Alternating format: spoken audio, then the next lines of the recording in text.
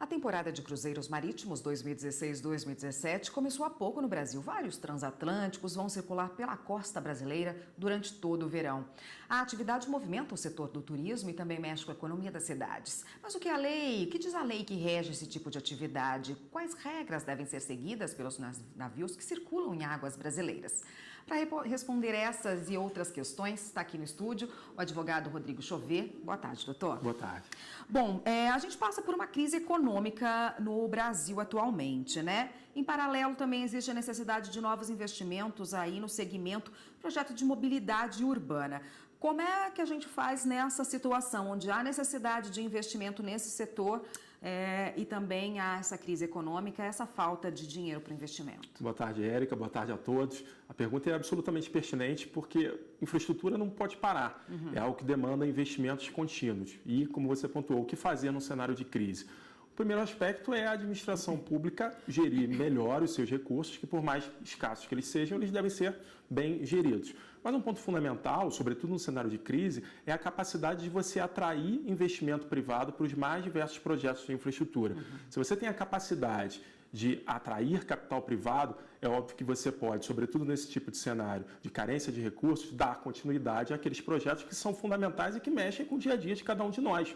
Projetos de infraestrutura, a gente está falando de mobilidade, como foi pontuado aqui, de energia, dentre uma série de outros saneamentos, uma série de áreas que carecem de investimentos contínuos. Que fatores que podem contribuir para a atratividade desses investimentos, né, da iniciativa privada?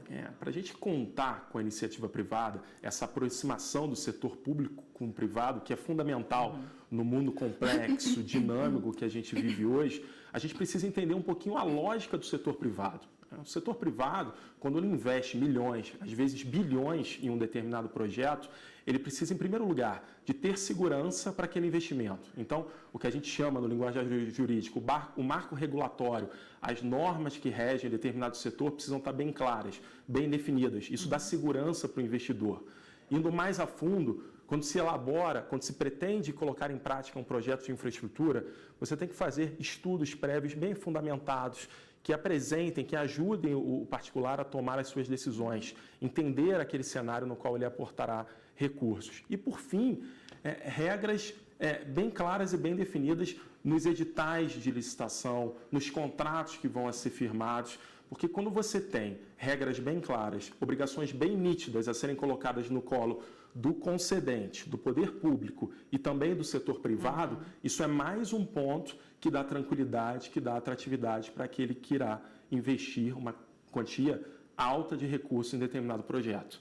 Bom, eu falei aqui no início da nossa conversa, né, que iniciou-se a temporada de cruzeiros, aí vai até abril essa temporada, muitos navios passam aqui pelo litoral brasileiro, por toda a costa do país, né? Em relação ao transporte aquaviário, que também é tema do livro de sua autoria.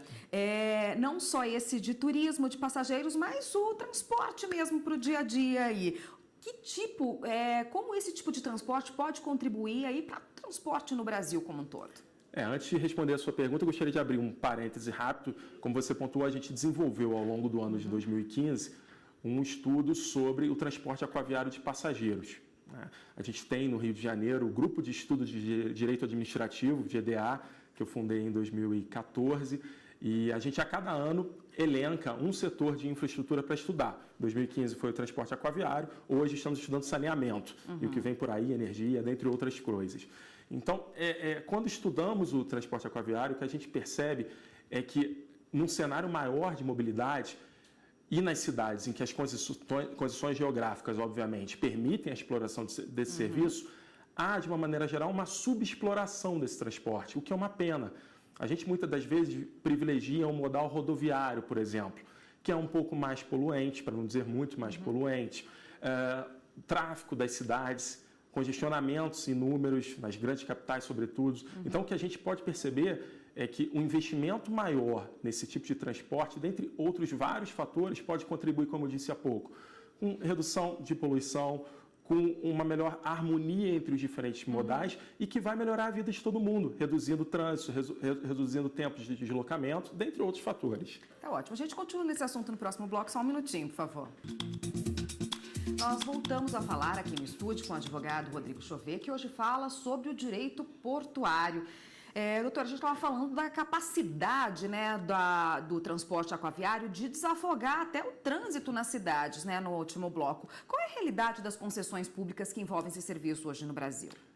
Tomando como exemplo, sobretudo o contexto do Rio de Janeiro, que foi o foco do nosso estudo, onde a gente investigou com mais profundidade a concessão em vigor, o que a gente percebe, infelizmente, naquele caso, onde o contrato é de 1998, que desde a origem da contratação há dúvidas quanto ao cumprimento de obrigações pelo poder concedente, obrigações que seriam colocadas no colo do setor privado, enfim, há desde a origem uma discussão muito grande quanto a quem deve cumprir cada obrigação e uma discussão muito grande sobre eventual desequilíbrio econômico-financeiro do contrato administrativo.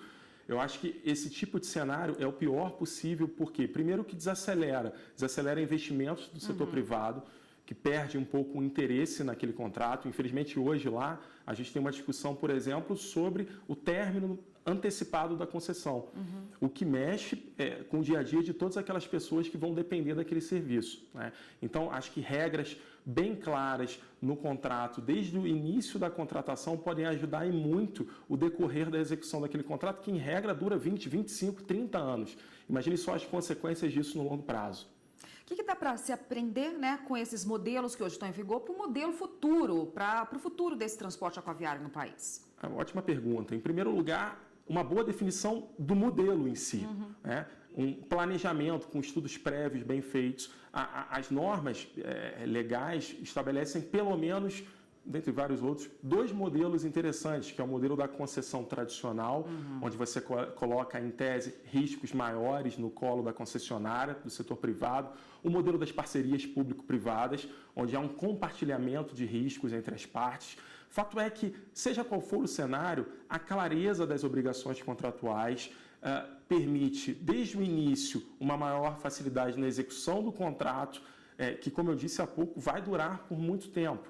Então, se esse contrato for bem executado, as partes não conflitarem, não perderem tempo com questões do dia a dia que podem impactar negativamente na execução daquele contrato, a gente pode ter uma execução bem sucedida.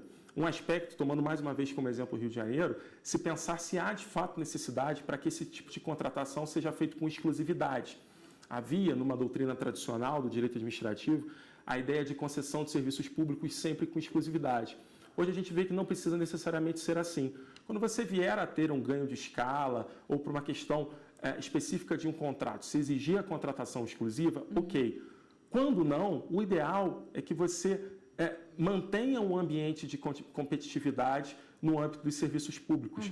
Isso permite que um número maior de empresas do setor privado venha participar da execução daquela atividade, o que é bom, voltando à sua pergunta inicial, até num cenário de crise. São mais empresas investindo, mais empregos sendo criados e o serviço girando, digamos assim, com maior fluidez. Doutor, para a gente encerrar, sobre o impacto ambiental gerado, isso também deve ser observado nessa atividade, né? Quem fiscaliza e como é feita essa observação para até firmar novos contratos? Sem dúvida. Acho que um dos temas principais aí, globalmente falando, são as consequências ambientais de qualquer tipo de atividade. Não é diferente no setor de mobilidade, não é diferente no setor de transporte.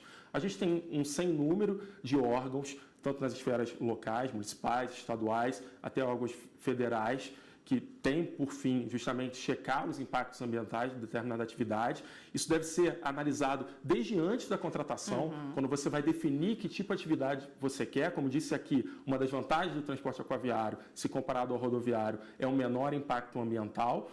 E além desse planejamento prévio, uma dinâmica de fiscalização contínua, para que no decorrer da execução de cada contrato, sobretudo em projetos de infraestrutura, esse impacto venha a ser o menor possível. Tá ótimo, obrigada, doutora. Eu conversei com o advogado Rodrigo Chauvet, que é especialista em direito portuário, e conversou com a gente a respeito da situação do transporte aquaviário no Brasil e também o modelo para os contratos futuros. Obrigada, doutor. Até uma próxima. Obrigado.